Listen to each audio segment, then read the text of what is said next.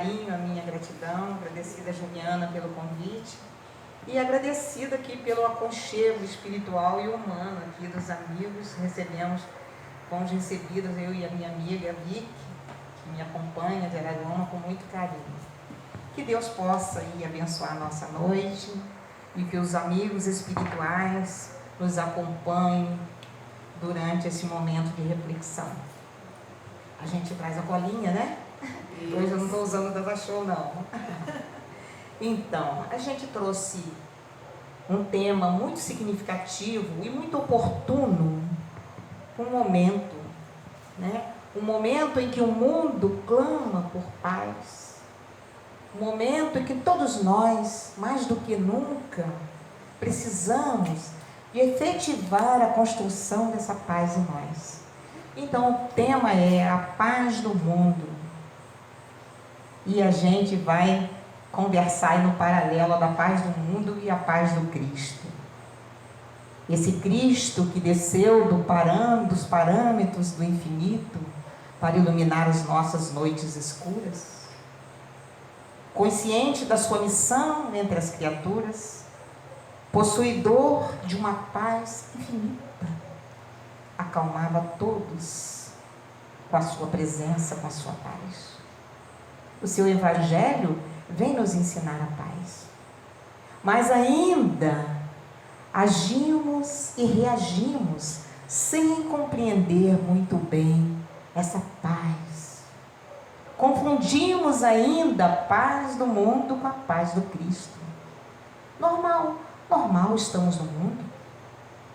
Se a confundimos, é porque não paramos com a paz, não nos acomodamos com a paz do mundo, queremos a paz do Cristo.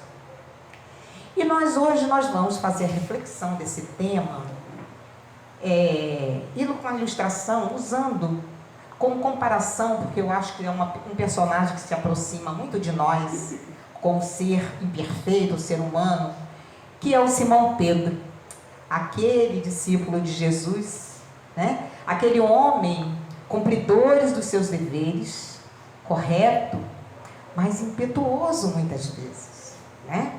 A gente até anota, ele muitas vezes reagia, né? Ele agia sem reagir. Basta a gente lembrar, né, que quando ele corta aquela orelha daquele homem e que Jesus vai lá e repõe no lugar, quer dizer, ele age, né? Ele reage sem pensar. Mas era um homem cumpridor dos seus deveres, né? Ele vivia para a família, um homem portador, né, dos conflitos humanos naturais que somos nós. Então nós que gostamos muito, eu gosto muito dessa figura de Pedro, porque eu me situo muito bem. Porque Jesus não escolheu em nenhum momento os seus discípulos, todos eles tinham defeitos, e foram eles que Jesus escolheu. E isso nos conforta, porque a gente sabe que Jesus também nos escolheu as nossas imperfeições. Então, a gente vai estar contando um episódio do Simão Pedro, que ele está nesse livro, até eu deixei ali, né? Trigo de Deus, de Amélia Rodrigues, que tem como tema Pescadores de Alma.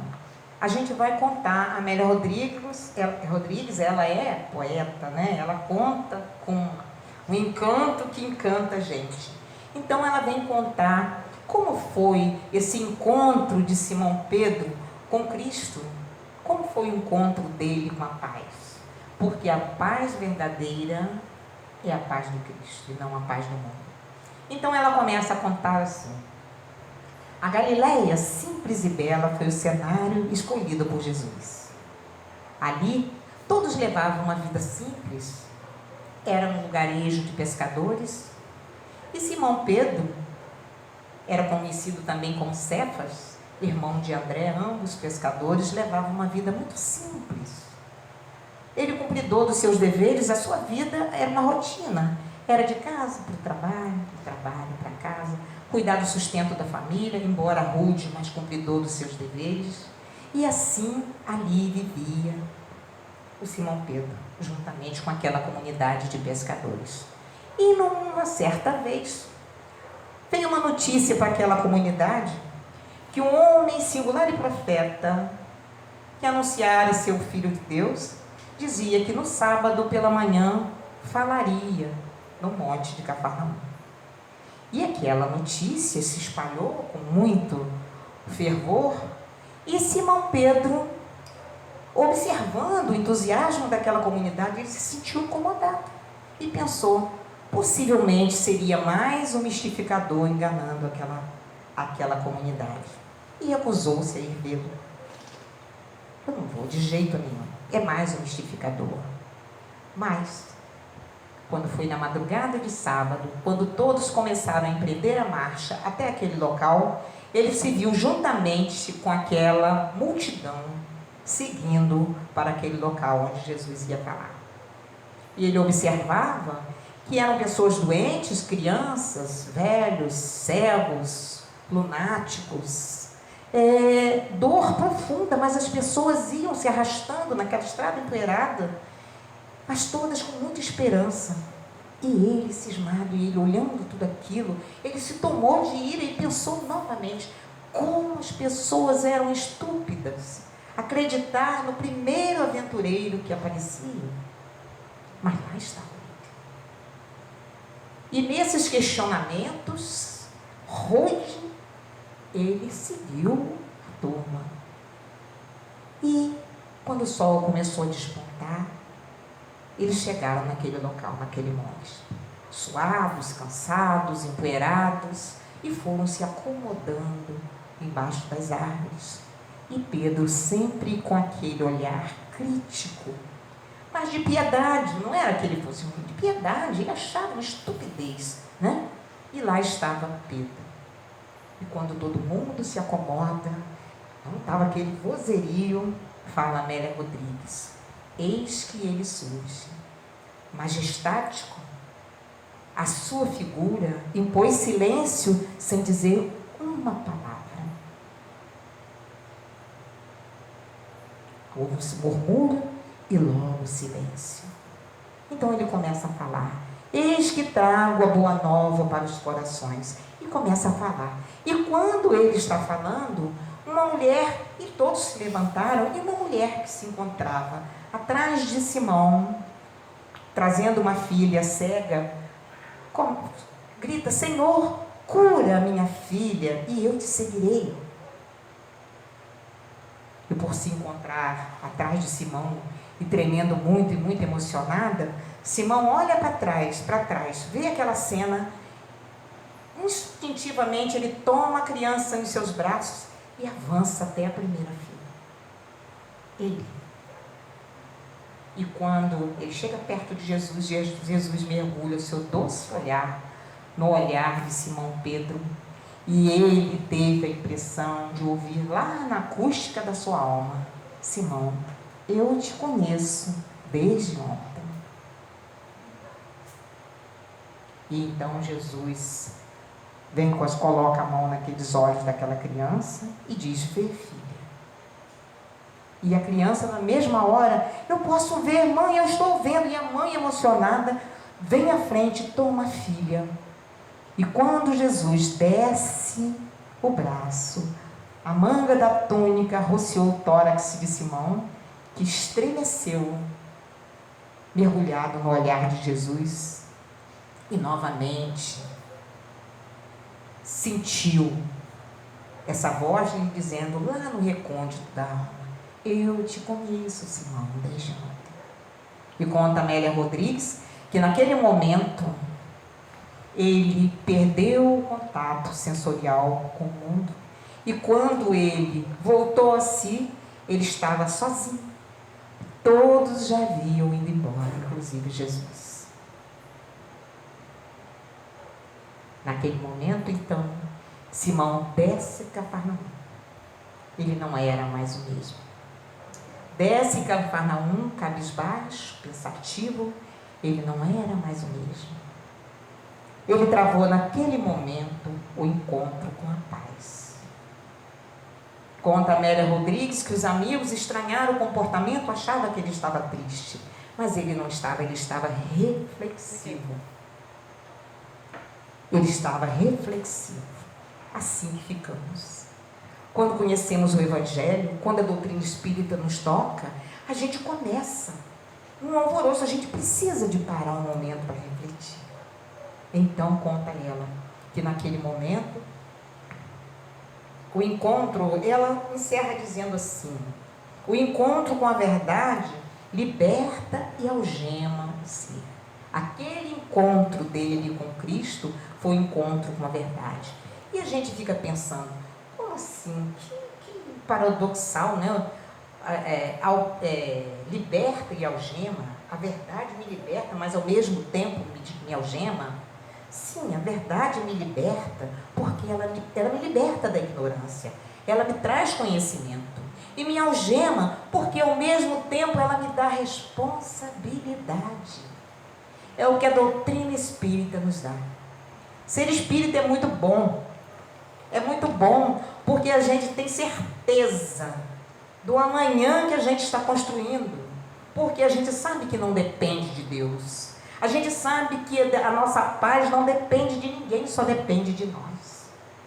Ah, me deixa em paz, me dê paz. Ninguém nos dá paz. Nós que propiciamos a nossa paz. Nós que buscamos a nossa paz. Mas a paz do Cristo é diferente da paz do mundo.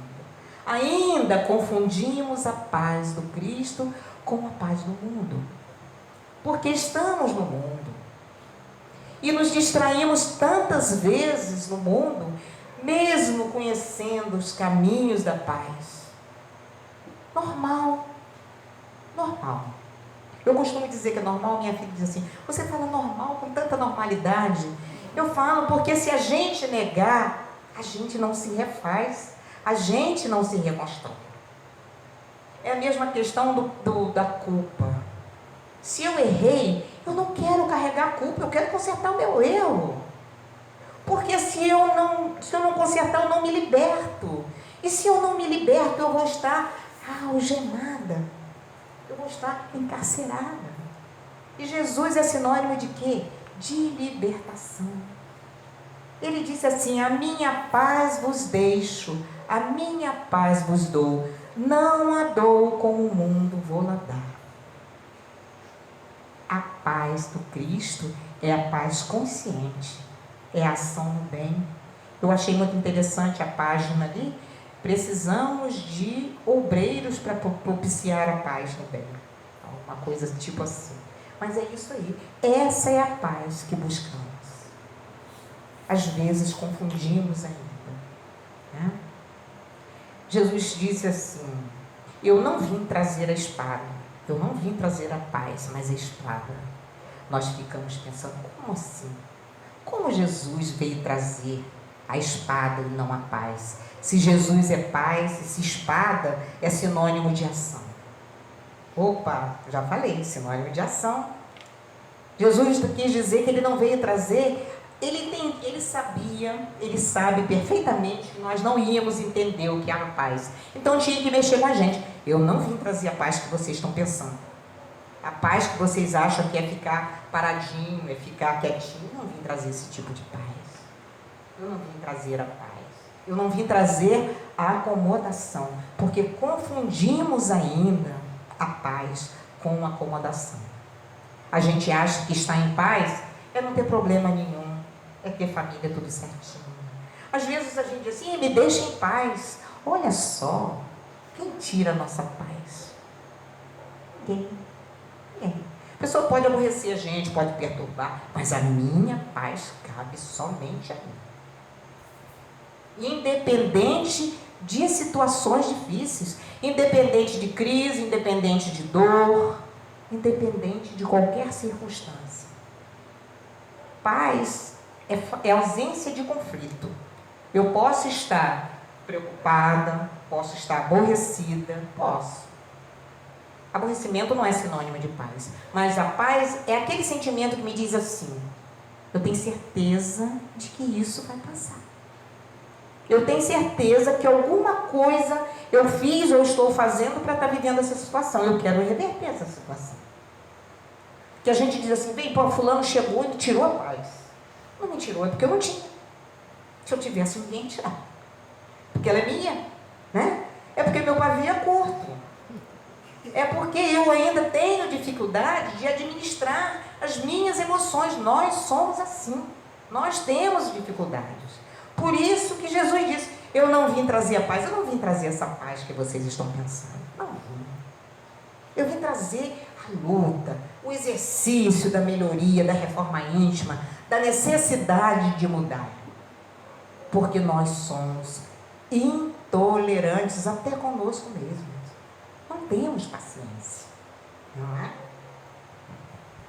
E mais adiante Jesus diz assim, olha, eu tenho dito isto para que em mim tenhais vida, pois no mundo tereis aflição, mas tende bom ânimo, eu venci o mundo. A paz do Cristo realmente não é ausência de aflição, porque ele disse, no mundo tereis aflição. Ele vem pontuando para nós tudo que a gente teria que ter, como dizer assim, ó, fique ligado, isso é normal. Isso é normal, porque às vezes a gente, principalmente o espírita, me perdoe aqui, não é aqui não, mas lá na minha terra acontece isso.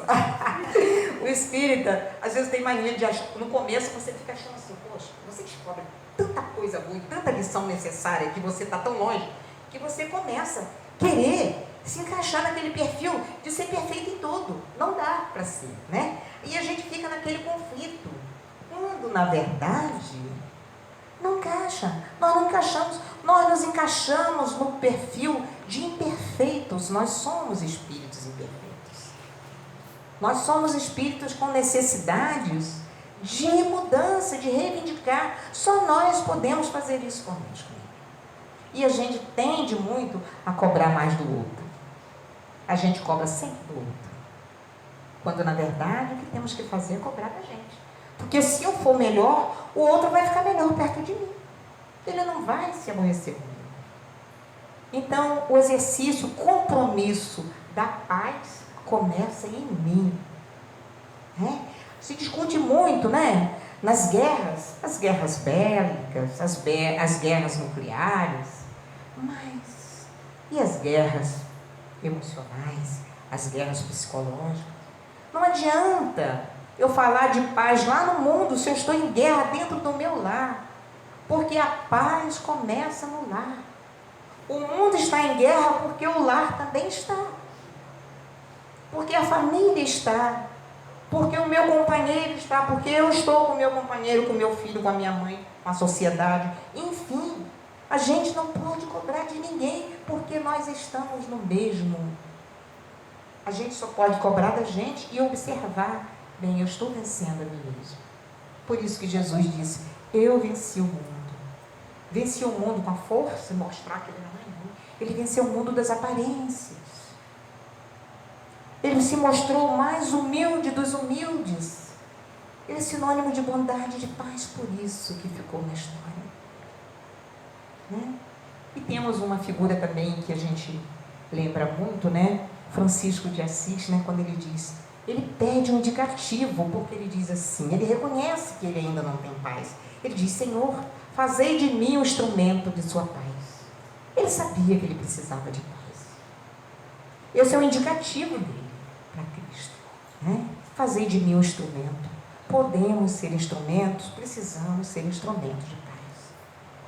A gente observa, às vezes, a gente chega num ambiente, ou uma festa qualquer, de repente, ali naquele meio ali, quem já não passou por isso, né? A gente pode não passar mais, porque hoje a gente já escolhe os ambientes, mas não está sujeito, né? Está num determinado lugar, de repente sai uma confusão, porque uma pessoa que não estava bem provocou aquele distúrbio, aquela confusão, aquele desassossego, a pessoa que não estava em paz. Mas se tivesse uma meia dúzia ali para acomodar aquela pessoa na sua paz, seria menos grave. Então a gente tem que estar preparado, sempre buscando a paz do Cristo em nós, para que sejamos exemplo de paz onde não houver. Por isso que Francisco de Assis falou, né? Que eu leve a paz. Precisamos ser portadores da paz. Vivemos num momento realmente crítico, um momento, né? O mundo, né? O mundo inteiro vive, mas já que estamos aqui falando de Brasil, estamos no Brasil, nós estamos vivendo um momento delicado, aqui não estou tomando partido político de jeito nenhum. A gente né? Não sei aqui, né? Mas a gente sabe que o Brasil está vivendo uma guerra política de direita e esquerda, que as pessoas acham que ou o Brasil é da direita ou da esquerda, mas quando na verdade o Brasil é de Jesus. Quando na verdade nós temos o compromisso de pedir pela paz, de promover a paz. E a gente vê cristãos se degladiando porque você é do partido, você é direita, eu sou esquerda.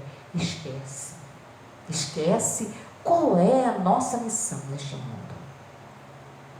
A minha missão começa em casa. Se eu quero paz em casa, se eu respeito o meu lar, se eu respeito os meus, eu respeito os meus amigos, eu respeito a opinião política, eu respeito a opinião partidária. Cada um é responsável por aquilo que cultiva, que cativa. Cada um é responsável por aquilo que faz. A gente pode sim orar. A gente pode silenciar. A gente, se pede nossa opinião, a gente pode dar. Sem alteração, sem querer convencer ninguém de nada. Porque Deus é profundamente amoroso e bom. Ele não exige nada de nós. Ele não nos cobra nada. Quantas vezes erramos, Ele está ali do nosso lado. Ele nem impede que a gente erre. Né? Ele gostaria que não errássemos, mas Ele nos respeita. E a gente não respeita a opinião do irmão. A gente não respeita a opinião do filho. A gente não respeita a opinião do parceiro ou da parceira. A gente não aceita o outro porque ele pensa diferente de mim. Precisamos ser instrumentos da paz. Senão, não adianta orar, pedir a Deus pelo país, se não pensarmos, eu tenho que fazer a diferença no mundo, propiciando a paz no mundo.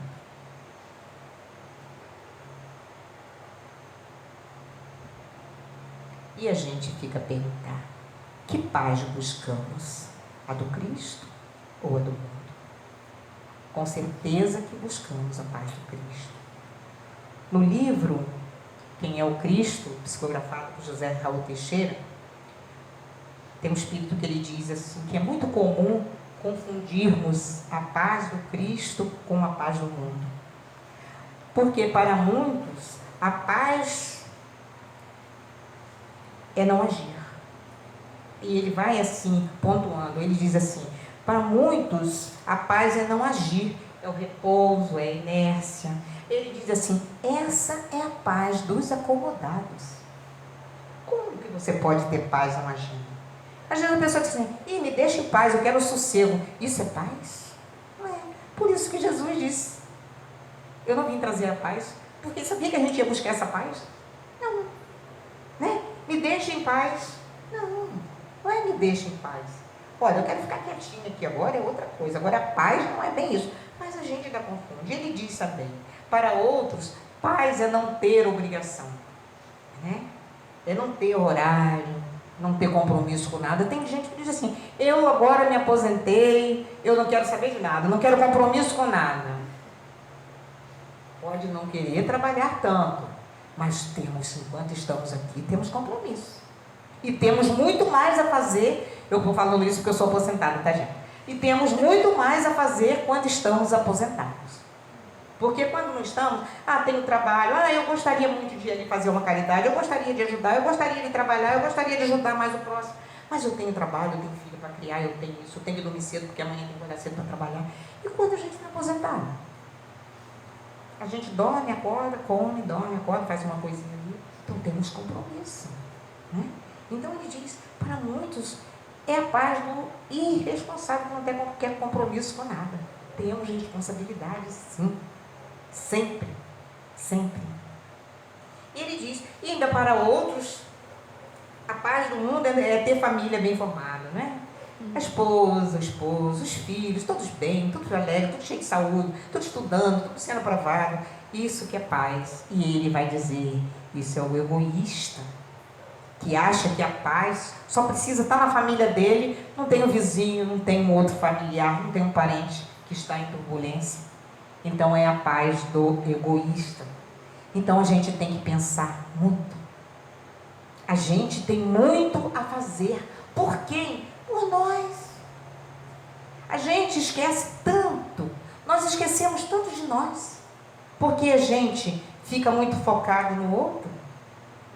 A gente tem que dar conta. Quando o evangélico de Jesus diz, dá conta da tua administração, o que quer dizer? Dá conta da tua vida, nada do outro. Precisamos cuidar do outro, isso é fraternidade. Mas dar conta, não, nós temos que dar conta da nossa. Nós vamos chegar do outro lado sozinhos. E aí? O que você fez por você? Eu fiquei com, olha, eu fui muito bom, eu ajudei, eu fiz isso pelo meu filho. Meu querido, mas eu quero saber o que você fez por você. Porque a gente incorre nesse erro, principalmente mãe. Perdoe as mães, aqui eu também sou, tá? Então eu posso falar. Se a gente não prestar atenção, tudo para o filho, nada para a gente. Mas a gente esquece que aquele nosso filho, aquele nosso neto, ele é filho de Deus também. Como eu sou. Então, Deus está fazendo por ele, mas eu preciso fazer por mim. Porque que conta que eu vou dar da minha existência a Deus? O que eu fiz por ele, se ele necessitar, louvado. Agora, tem coisas indispensáveis que a gente esquece da gente, né? Precisamos pensar nisso. Somos únicos. Somos peça rara. Estamos lá no livro do Senhor. E Ele espera que cheguemos do outro lado melhor do que saímos. Cheguemos maiores, caminhando. Não é chegar lá combalido para ficar lá em tratamento, não. É chegar lá cansadinho para descansar. Se foi uma doença que nos levou, a gente precisa daquela reorganização perispiritual e espiritual, mas a nossa matriz está lá, boazinha, para continuar o trabalho e continuar o crescimento, né?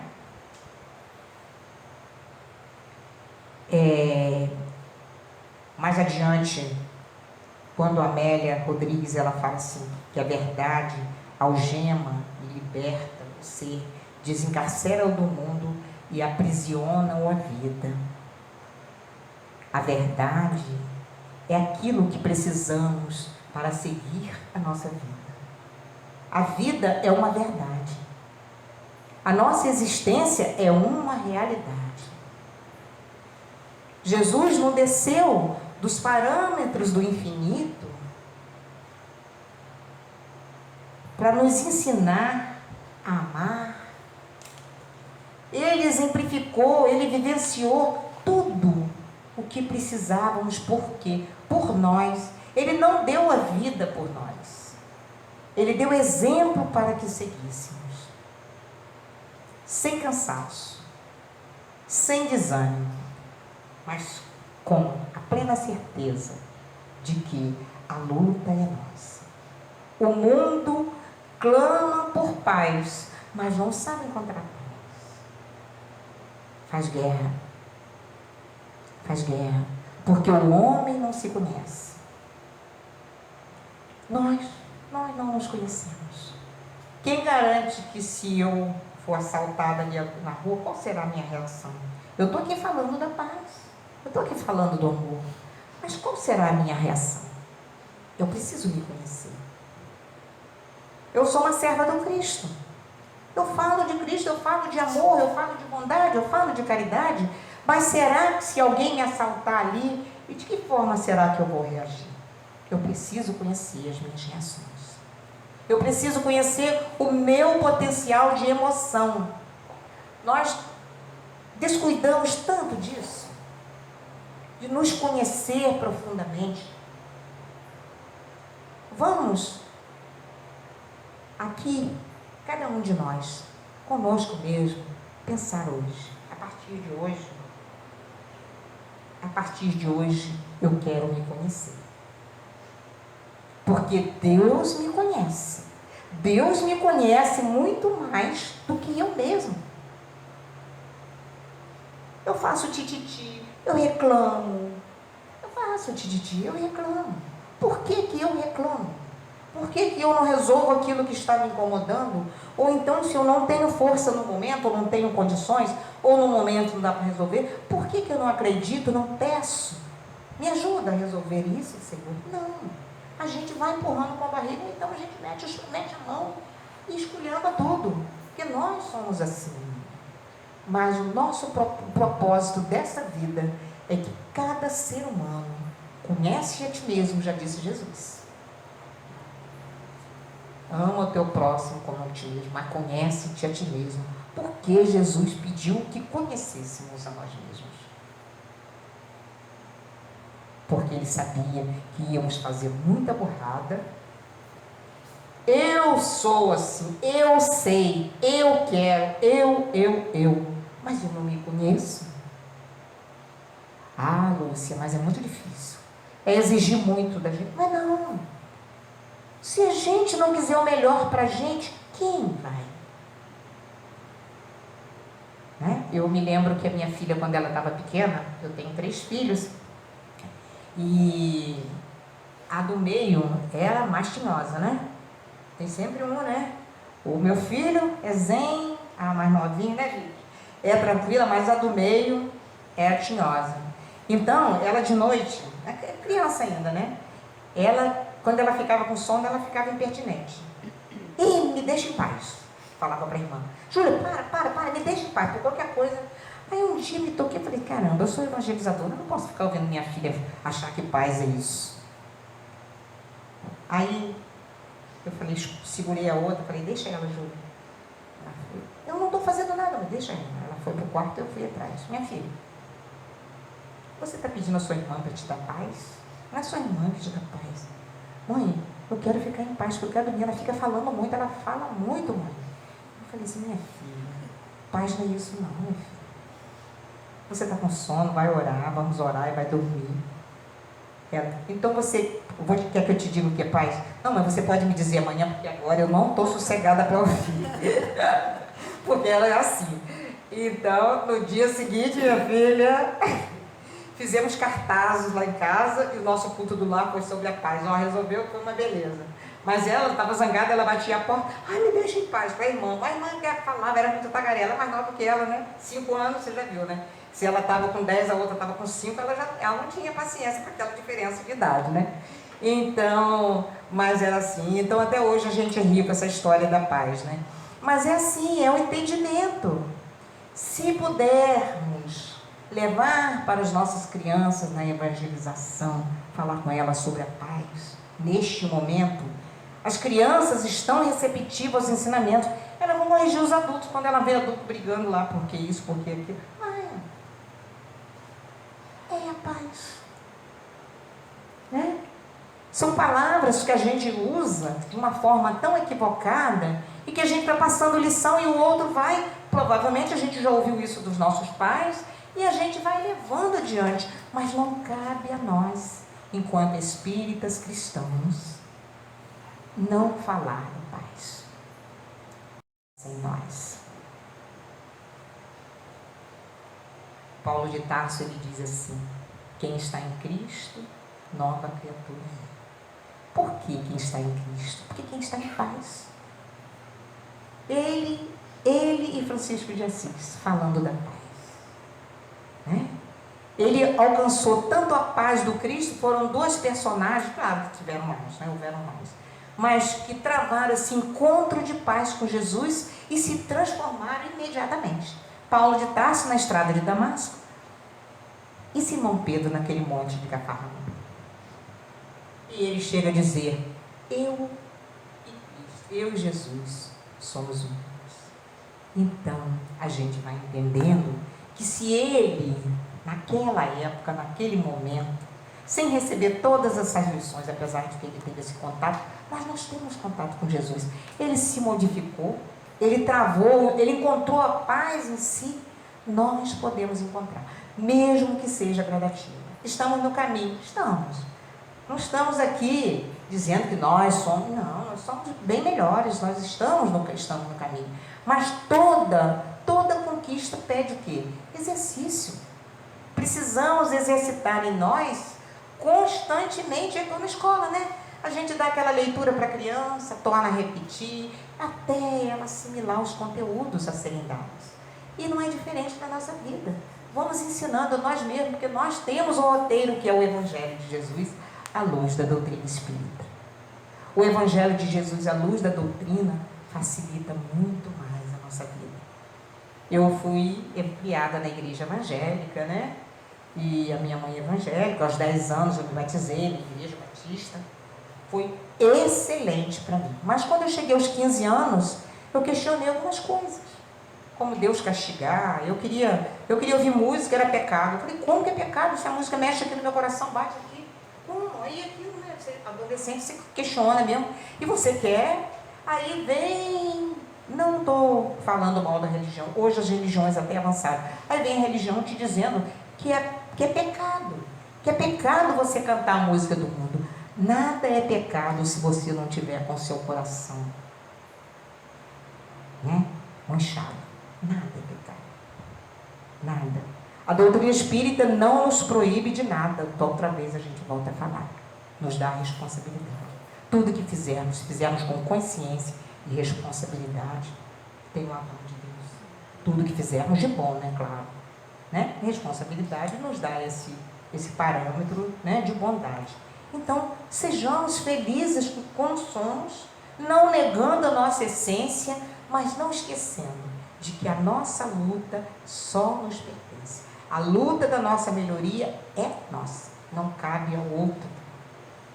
A gente pode colaborar com o outro na melhoria dele e na minha melhoria. A paz do Cristo, ela é inconfundível. É ela que nos permite enfrentar, né, todas as dificuldades da vida sem a proposta de fuga. Nunca fugir. Nunca. Estamos aqui para enfrentar. E assim a gente vai finalizando aqui, dizendo para os irmãos que mais uma vez tenhamos em nosso coração esse propósito de propiciar a paz, começando em nós, começando na nossa família, começando no nosso lar, começando no nosso trabalho. Que esta noite, ao deitarmos, possamos pedir a Deus, a Jesus, que nos acompanhe neste propósito, e que amanhã possamos acordar mais tranquilos, mais em paz. E para encerrar, eu trouxe um poema que eu gosto muito. Não é nenhum poema, é uma súplica. Se chama Súplica de Amor, que está nesse livro, Compromissos de Amor, de Bezerra de Menezes. Então, é uma conversa íntima dele com Jesus que a gente pode trazer para a gente. E ele diz assim: Senhor, Tu que nos convidaste para o banquete da Boa Nova, embora não dispuséssemos da túnica nupcial, aceitamos o Teu convite e aqui estamos. Tu que nos convidaste para trabalhar na Tua vinha, embora não dispuséssemos de condições hábeis para o bom trabalho, mesmo assim nos aceitaste. Tu, Senhor, que foste nos buscar no abismo, quando nos afastamos do Teu rebanho e a Ele retornamos. Jesus, temos sede de paz. Anelamos pelo encontro com a saúde integral que somente existe no Teu afável coração. Por isso, Senhor, permita que deste conúbio em que desces até nós e que nos magnetizas com as Tuas energias santas, possamos, Senhor, representar-te em qualquer lugar, dizendo a todos que somos Teus servos, em busca, trazendo a cruz do madeiro, mas resistindo aos intempéries. Tu que nos ama, ensina-nos a amar. Segue conosco, Senhor. Agora eu esqueci. Segue conosco, Senhor, e ajuda-nos a conquistar o mundo, para que o nosso mundo interior, que o Teu reino possa se estabelecer em nós e se propagar por toda a terra. Que assim seja, Senhor. Que o Senhor possa nos abençoar, que possa nos guardar, não só nessa noite, mas no nosso propósito de paz. Obrigada.